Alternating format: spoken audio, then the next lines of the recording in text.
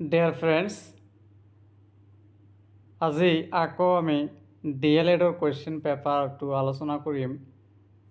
ইয়াত দেখা পাইছে ডিএলএড 1 2020-21 অৰ্থাৎ 2021 এটা কুৱেশ্যন হয়। Diploma in elementary education first semester end evaluation 2021 আৰু পেপাৰটো হৈছে S1.2 অৰ্থাৎ সেমিষ্টাৰ 1 আৰু পেপাৰখন হৈছে 2 ছেকেণ্ড পেপাৰ হয়।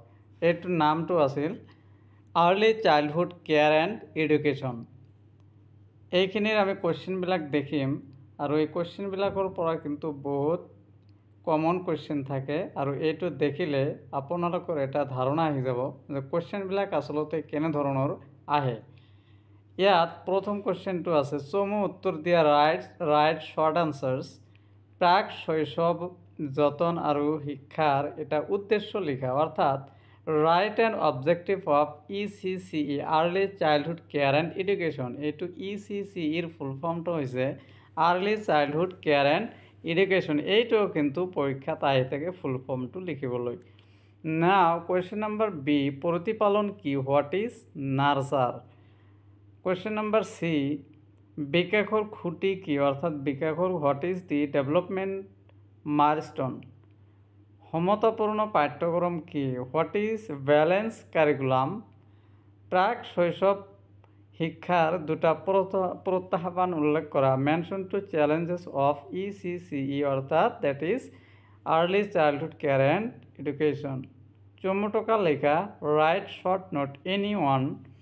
প্ৰাক শৈশৱত আনুষ্ঠানিক নিৰ্দেশনাৰ কুপ্ৰভাৱ, adverse effect of early formal instruction, বহুভাষিকতা, মাল্টিলিঙ্গুয়ালিজম।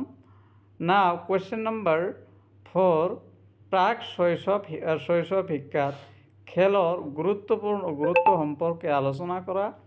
Discuss the importance of play in ECCE।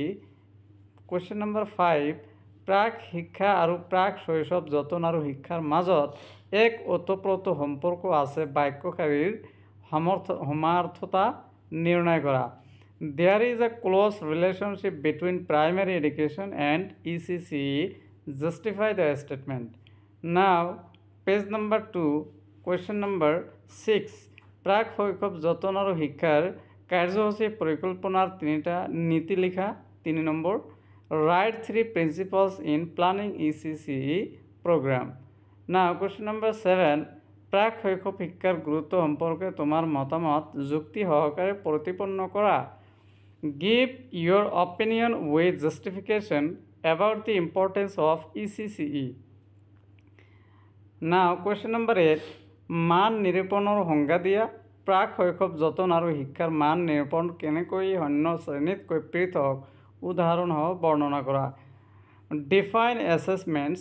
How ECCE assessment is different from other learning levels. Explain with example. Now, question number 9. প্ৰাক প্ৰাথমিক পৰ্যায়ৰ শিশুৰ অগ্ৰগতিৰ খতিয়ান পত্ৰ এখন প্ৰস্তুত কৰা। Prepare a progress report proforma for preschool children. Now question number 10, 10ত কি দিয়া আছে আচলতে বিষয়ভিত্তিক ক্ৰিয়াকলাপ কি। যিকোনো এটা বিষয় লৈ প্ৰাক শৈশৱ শিশুৰ সৰ্বাংগীন বিকাশৰ বাবে এখন সাপ্তাহিক পৰিকল্পনা প্ৰস্তুত কৰা। So English version of what is theme-based activity? Prepare a weekly plan by taking a single theme for holistic development of early childhood. So এইখিনি হৈছে আমাৰ paper 2 question paper. So you can take screenshot লৈ ল'ব পাৰে। পৰৱৰ্তী পৰ্যায়ত আপোনালোকে মোবাইলৰ পৰা চাই ল'ব পাৰে অথবা ভিডিঅ'খন আপোনালোকে ছেভ কৰি ল'ব পাৰে। তো এইখিনি আছিল আৰু আমি ভিডিঅ'বোৰ দি থাকিম। চেনেলটো ছাবস্ক্ৰাইব কৰক যাতে পৰৱৰ্তী ভিডিঅ'বোৰ আপোনালোকে পাই থাকক। আৰু এইটো ফুল মাৰ্কছ কিমান 35। Thank you very much for ৱাচিং দি ভিডিঅ'।